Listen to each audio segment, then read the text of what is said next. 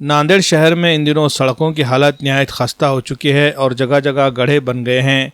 गोदावरी नदी के पुल की हालत भी इन दिनों बहुत खस्ता हो चुकी है। यहाँ पर 1-1 फीट लंबे और गहरे गड्ढे बन चुके हैं, जिसकी वजह से लोगों को अपनी गाड़ियाँ चलाने में शदीद मुश्किलात का सामना करना पड़ रहा है और कई हादसात भी पेश आ रहे हैं।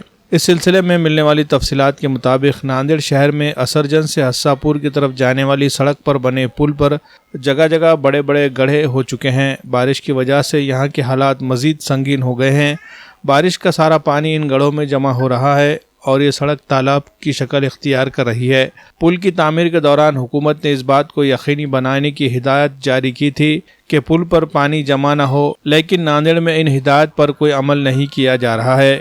करोड़ों रुपयों की लागत से बनने वाले इस पुल में पानी निकलने का कोई इंतज़ाम नहीं किया गया है, जिसकी वजह से पानी पुल पर ही जमा हो रहा है और सड़क को खोखला कर रहा है। यही वजह है कि इस पुल पर 1-1 फीट के गड्ढे बन चुके हैं, जिसकी वजह से गाड़ी चलाने वाले ड्राइवरों को सख्त मुश्किलात का सामना करना पड़ रहा है।